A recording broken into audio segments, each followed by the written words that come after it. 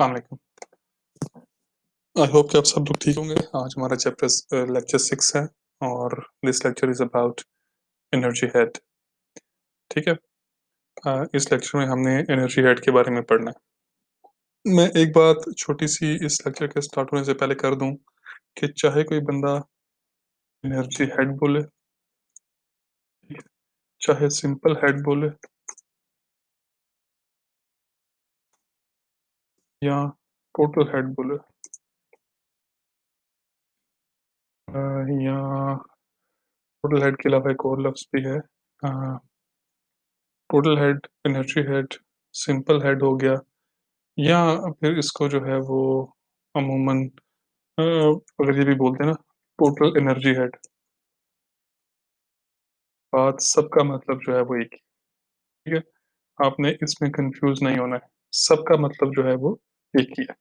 तो इनमें से कोई भी लफ्ज आप लिखा हुआ पढ़ो तो उसका मतलब जो है वो एक ही है।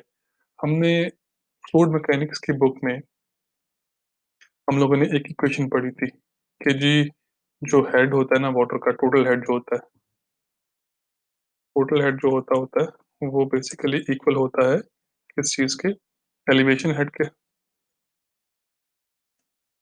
ठीक है। प्लस वेलोसिटी हेड के, और तीसरा क्या होता है, velocity head plus elevation head, velocity head और प्रेशर हेड। ये हमने फ्लूइड मैकेनिक्स में पढ़ा था इस वाली चीज को। ठीक है ना। अब अगर इसको मैथमेटिकल फॉर्म में जो आप लोगों ने पढ़ा होगा वैसे पढ़ा होगा कि H is equal to, mathematical form में जो है वो इन टर्म्स ऑफ इक्वेशन पढ़ लेते हैं इसको, कि एच जो है that is equal to elevation head जो है वो हम पढ़ते थे जेड के नाम से। वेलोसिटी हेड हम कहते थे कि जी वो होता है basically equal to V square over 2g।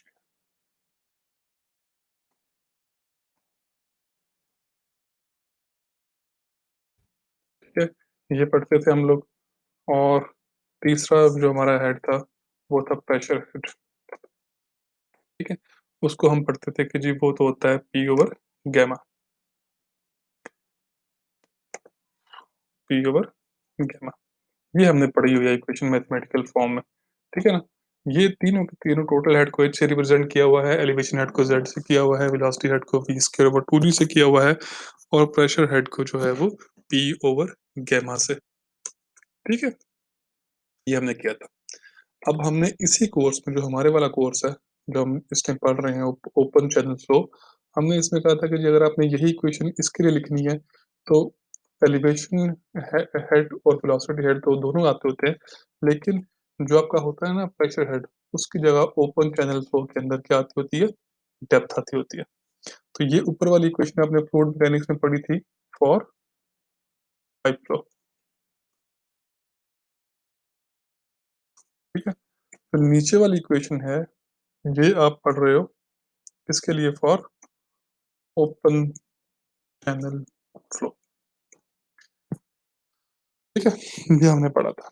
और हमने ये भी पता है कि अगर हमने ये इक्वेशन सेक्शन 1 के लिए लिखनी है, कोई सेक्शन है 1 अगर मैं बोल दूं उसके लिए लिखनी है, तो ये z जो है ये कन्वर्ट हो जाएगा किसके अंदर, z1 के अंदर हो जाएगा। ठीक है। z1 ये सबस्क्रिप्ट में आ जाएगा 1। ठीक है। ऐसे 2 के लिए लिखनी है तो ये z2 हो जाएगा, ये v2 स्क्वायर ओवर 2g हो जाएगा, और ये p2 ओवर गैमा हो जाएगा। ठीक हो गया। अब हम इन्हीं इक्वेशंस को, ये जो हमने ओपन चैनल फ्लो है, ये इक्वेशन को जरा हम थोड़ा सा ना फिगरेटिव जो है, फिगर बना के जो है इसको समझने की कोशिश करते हैं। ऑल दो कि हमने पहले भी समझा हुआ है, लेकिन बेहतर है कि एक बार दोबारा इसको समझ लें अपनी आसानी के लिए। तो मैं सबसे पहले जो है एक चैनल को ड्रॉ करता हूँ, उसका बॉटम चैनल का। ठीक है। इसको मैं रिप्रेजेंट करूंगा ब्लैक थिक लाइन से, और दूसरा जो है इसके ऊपर आ गया वाटर सरफेस लेवल।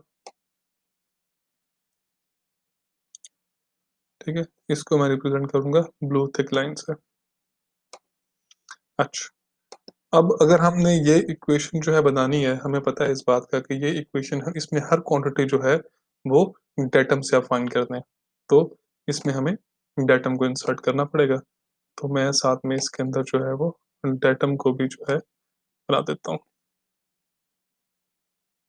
ठीक है? ये है एक हॉरिजॉन्टल लाइन जो कि in the form of datum जो है काम करेगी। ठीक हो गया? इसको हम नाम लिख देते हैं इसका datum.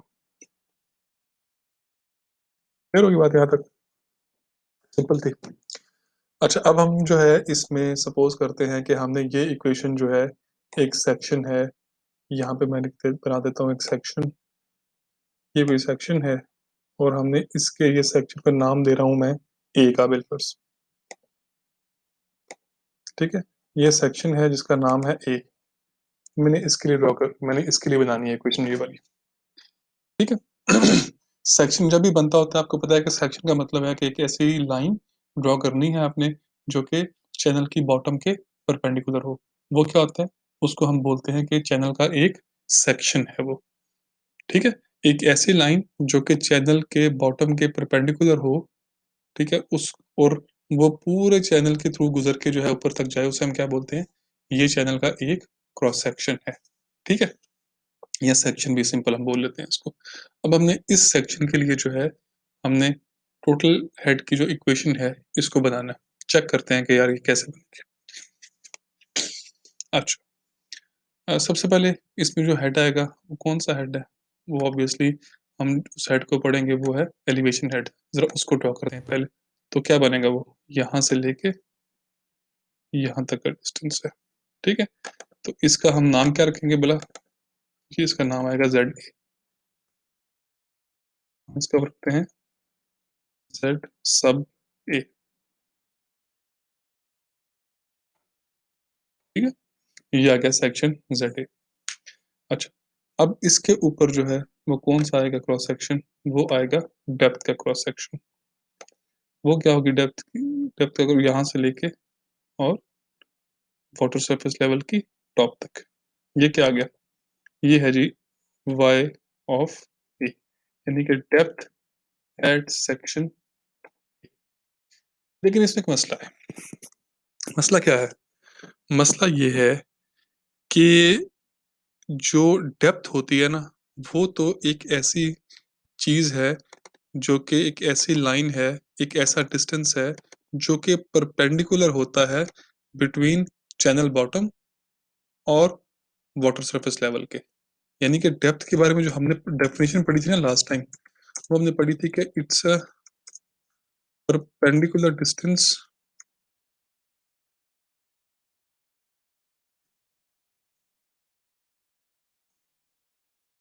Between channel bottom and and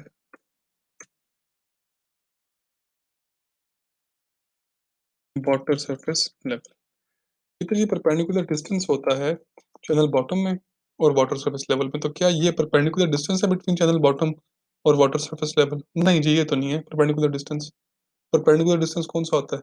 perpendicular distance वो होगा जो कि चैनल की बॉटम के साथ 90 का जाविया बनाए। तो वो तो जी कुछ ऐसी लाइन बननी चाहिए। ठीक है ना? मैं इस लाइन को जो है वो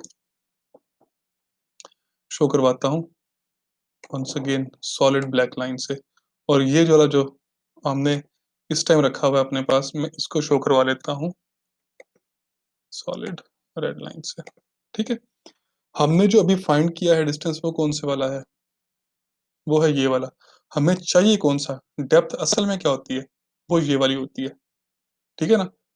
ये वाली डेप्थ हमें चाहिए, जबकि हम जो डेप्थ फाइंड करें करके बैठे हुए हैं वो कौन सी वाली डेप्थ है? वो ये वाली डेप्थ है, वाई ए है। ठीक है ना? लेकिन हमें डेप्थ कौन सी चाहिए? हमें ये वाली चाहिए।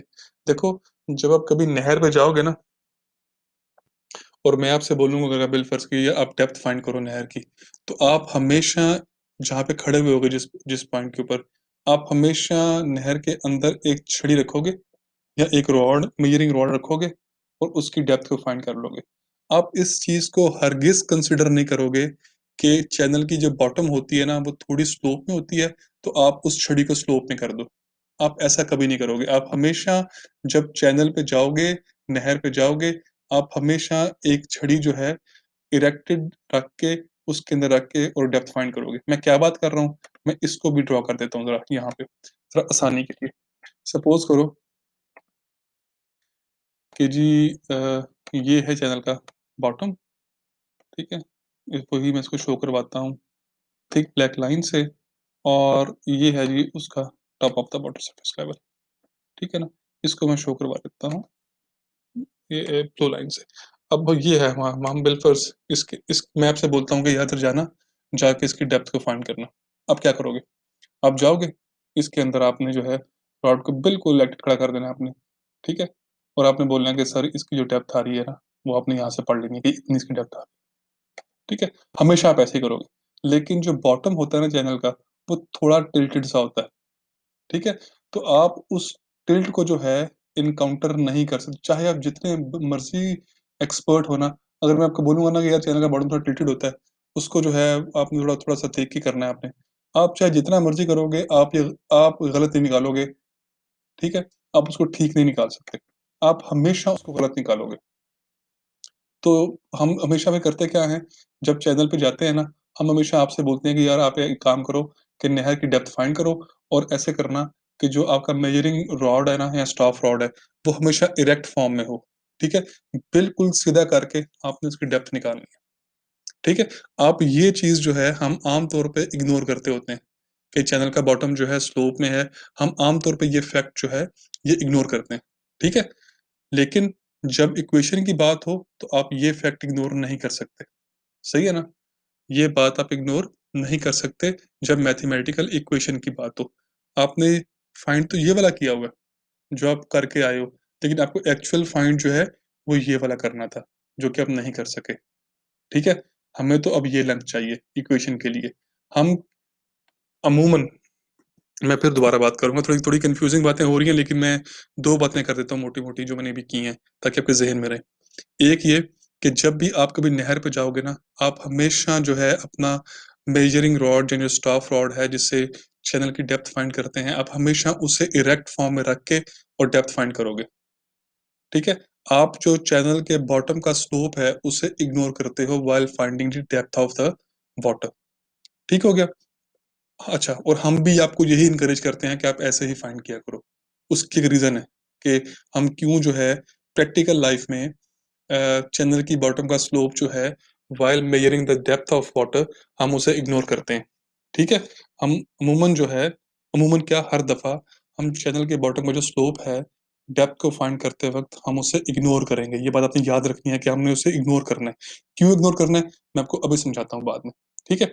लेकिन चूँकि इक्वेशन की बातें हो रही हैं, एक प्रिंसिपल सेट हो रहा है, एक रूल बन रहा है, तो रूल ये है कि आप जो डेप्थ ये फाइंड करके लेकर आए हो, उसे इरेक्ट रख के, ये ठीक नहीं है। आपको एक्चुअली ये फाइंड करनी थी, ठीक है ना? तो हम इक्वेशन के लिए ज़रा इसको देखते हैं कि ये डेप्थ जो है ना, जो है, जो हमने डेप्थ एक्चुअल में उसकी है, वो कितनी है, ठीक है? वो फाइंड करने के लिए बहुत सिंपल है काम। क्या करोगे आप? आप इस लाइन को थोड़ा-सा एक्सटेंड कर दो। एक्सटेंड किया, डेटम और ये आपकी जो ये बॉटम है ऑफ द चैनल, ये मिल गई आपस में, ठीक है? दोनों लाइनें मिली आपस में, और आपने कहा कि जो इन दोनों के बीच में बनता हुआ एंगल है ना, हाँ? उसको हमने सपोज़ कर लिया कि जी वो एंगल जो है ना, वो है थीटा, ठीक है? मैं इधर इसको थीटा जो है ना सपोज़ कर लेता हूँ, ठीक हो गया? हुँ, मैंने इसको जो है सपोज़ कर लिया कि जी ये मेरा जो एंगल बना है ना यहाँ पे, ये बना है थीटा,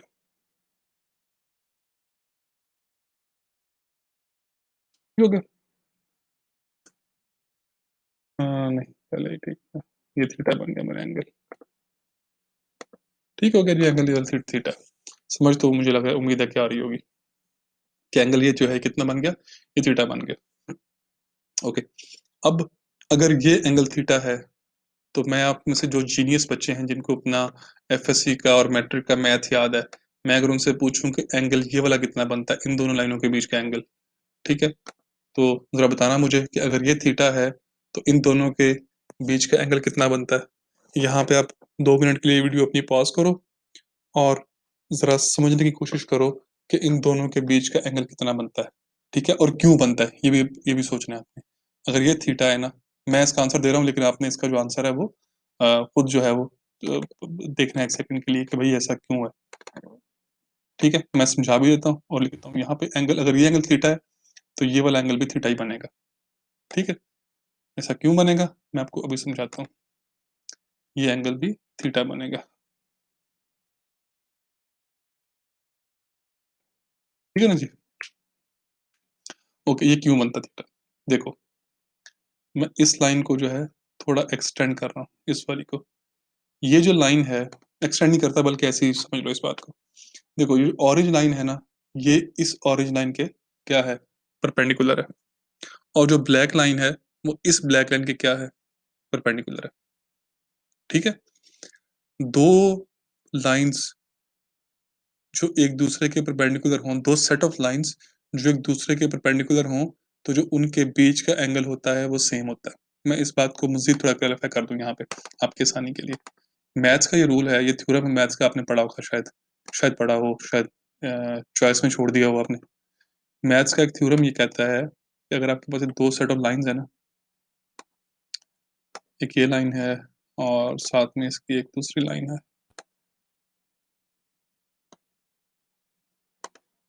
ठीक है, अच्छा एक ये दो सेट ऑफ लाइंस है और एक दूसरी जो है ना दो सेट ऑफ लाइंस है।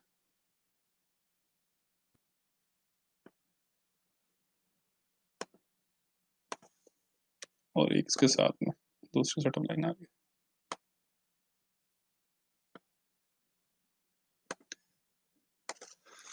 ठीक है, मैं इन दोनों लाइनों को थोड़ा सा जो है ना वो आगे कर देता हूँ।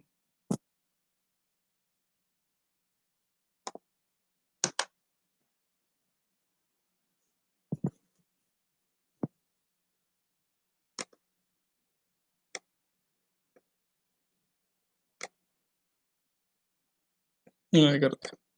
अब ये लाइन इसके परपेंडिकुलर है और ये ब्लू लाइन जो है ब्लू के परपेंडिकुलर है। हम सपोज करेंगे दोनों परपेंडिकुलर हैं। ऑरेंज रेड वाली रेड के परपेंडिकुलर है और ब्लू वाली ब्लू के परपेंडिकुलर है।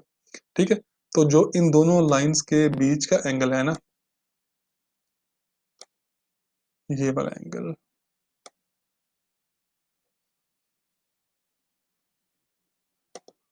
और ये वाला एंगल,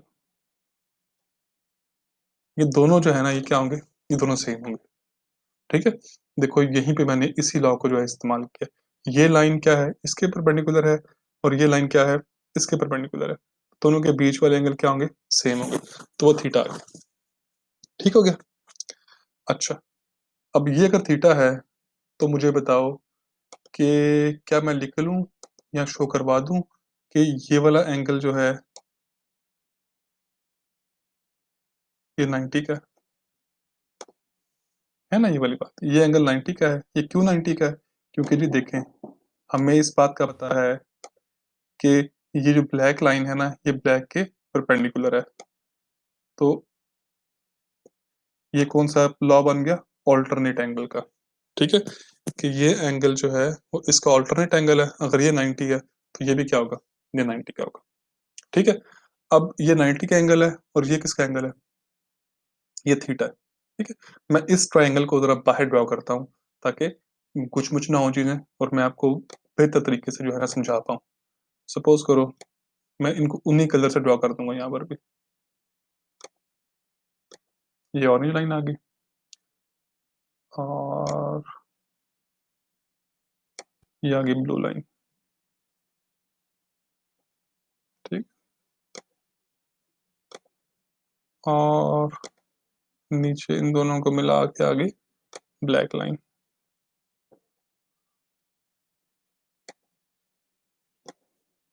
ठीक है, अच्छा अब हम जो है ना वो ड्रॉ कर रहे हैं एंगल्स। ये वाला एंगल जो है ये क्या है, ये है थीटा।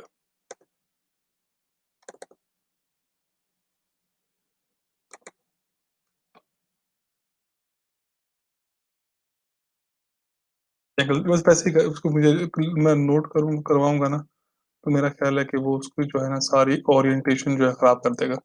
तो मेरा ख्याल है कि मैं वैसे ही इसको जो है ना, ये थीटा बन गया सही। अच्छा, ये थीटा और 90 का एंगल कौन से वाला था, 90 का एंगल था ये वाला।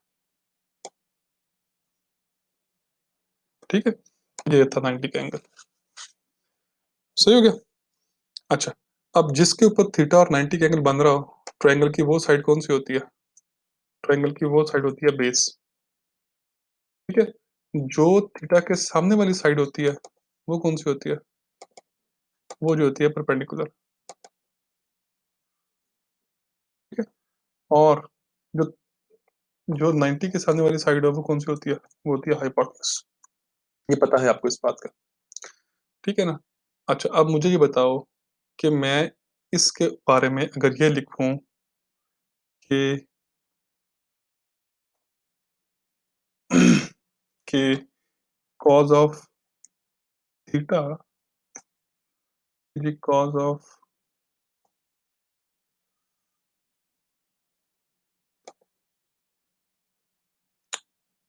Theta will be equal to base over hypotenuse. तो कोई मसले वाली बात तो नहीं है ना? और अगर मैं लिख दूं कि जो बेस है, जो ये है, ये तो हमने फाइंड करनी है अभी, तो मैंने बी का बी रहने दिया। लेकिन जो हाइपोटेनस है उसका हमें वैल्यू पता है, वो क्या है? वो है वाई ए। तो क्या है? वो है वाई सब ए। कोई मसले वाली बात तो नहीं है ना? ऐसा मैं लिख सकता हूँ? बहुत सिंपल सी बात है, बिल्कुल लिख सकता हूँ। कॉज ऑफ थीटा जो है बेस ओवर हाइपोटेनस है। बेस ये वाली चीज़ है, हाइपोटेनस जो है ना ये वाली चीज़ है। और हमने देखा कि ऑरेंज लाइन की लेंथ जो है यहाँ पे वाई ए है, तो मैंने हाइपोटेनस की जगह जो है वो वाई ए लिख दिया। इसमें तो कोई ऐसी इशू वाली बात नहीं है। ठीक है, आगे चलते हैं इसके बाद। तो क्या मैं लिख दूँ इसको कि जनाब वो जो बेस है, जो ये लेंथ है जो हमने फाइंड करनी है, ये इक्वल टू डेप्थ है। मुझे बिल्कुल सही बात है, तो क्योंकि ये हमने यही तो फाइंड करनी थी, डेप्थ इसकी। तो ये डेप्थ ही है इसकी। तो डेप्थ जो है ना वो बेसिकली इक्वल टू है इसके वाई सब ए।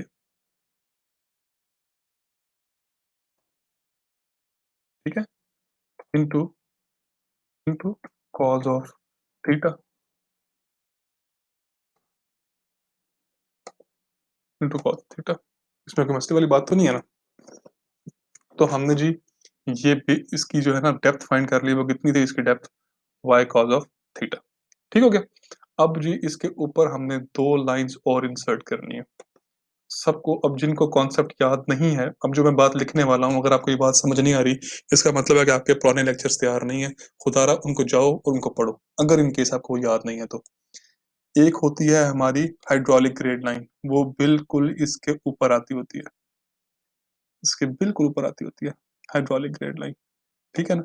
ये आ गई हमारी हाइड्रोलिक ग्रेड लाइन, HGL इसको मैं लिख रहा हूँ। ठीक है, ये क्या है? ये है हाइड्रोलिक ग्रेड लाइन। और हाइड्रोलिक ग्रेड लाइन के ऊपर एक लाइन और आती होती है। ठीक है, जो आपकी पिटेड ट्यूब का हेड शो करवाता है। और वो कौन सी लाइन है? वो है एनर्जी ग्रेड लाइन। अगर आपको ये दोनों लाइंस नहीं पता, तो आई मस्ट बेटा request you to go and study the lectures which I have given before. ठीक है, आपकी बिल्कुल भी तैयारी नहीं है अगर आपको इन दोनों लाइंस के बारे में पता नहीं है तो। ठीक है, पीछे जाके और अपनी तैयारी जो है वो बेहतर तरीके से जो है ना वो करो। उसके अंदर सारा कुछ जो है ना वो एक्सप्लेन किया हुआ है कि हाइड्रोलिक ग्रेड लाइन क्या होती है और एनर्जी ग्रेड लाइन जो है ये क्या होती है। एनर्जी ग्रेड लाइन बेसिकली ये वो लाइन है जो पिटेड ट्यूब के हेड को जोड़ती है। ठीक है ना?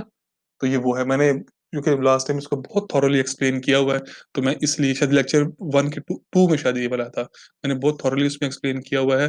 मैं तभी यहाँ पे इसको फिलहाल एक्सप्लेन नहीं कर रहा। तो ये था आपका कौन से वाला हेड? ये था आपका एनर्जी ग्रेड लाइन। पीछे वाली कौन सी आ गई है? Hydraulic grade line. ठीक है। अच्छा, अब जो हाइड्रोलिक ग्रेड लाइन और जो एनर्जी ग्रेड लाइन के बीच का जो डिस्टेंस होता है, ये क्या होता है? ये है बेसिकली आपका velocity head, which is represented by v square over v square over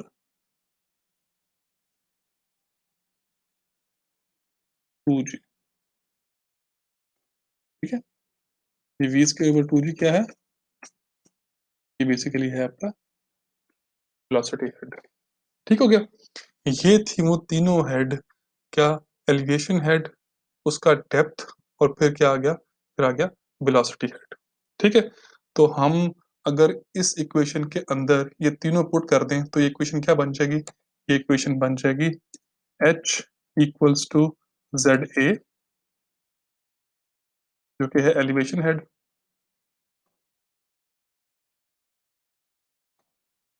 plus depth YA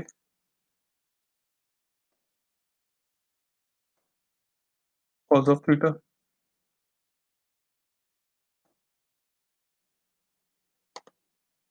ठीक है, और प्लस वेलोसिटी हेड, ठीक है ना।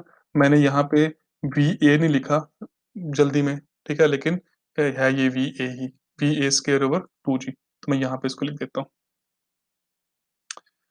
VA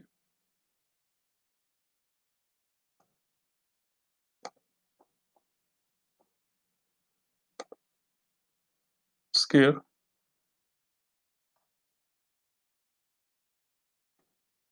over 2G, which is what, which is velocity head, ठीक है। ये बात क्लियर होगी। अब मैंने एक बात आपको बतानी थी कि हम, जो ये वाली बात थी कि हम भले फील्ड में जाके हम इरेक्ट फॉर्म में इसको रख के उसका डेप्थ फाइंड करें, हम इसको क्यों सही मानते हैं? हम इसको इसलिए सही मानते हैं कि हम आमतौर पे कहते हैं कि जो स्लोप होता है ना, slope of water channel is very small, कि वाटर चैनल का स्लोप आमतौर पे बहुत छोटा होता है, ठीक है ना।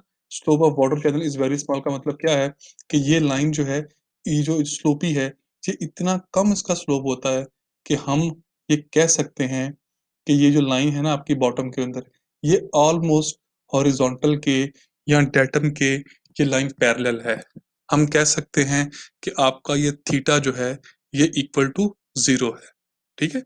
तो हम आमतौर पे ये अज्यूम करते हैं, ये थीटा है ना आपका, वो इक्वल टू जीरो होता है। क्यों?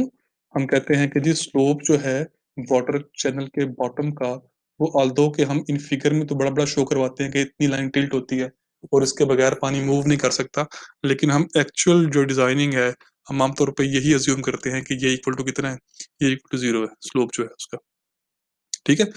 मतलब हम अपनी प्रैक्टिकल जब भी करेंगे, अपने जब भी जो है ना वो न्यूमेरिकल्स परफॉर्म करेंगे, हम आमतौर पर यही बोलेंगे कि ये डिजाइनिंग के अंदर इसका ये वाला स्लोप है ना, ये बराबर ऑलमोस्ट इक्वल टू जीरो है। स्लोप जीरो होने का मतलब क्या है?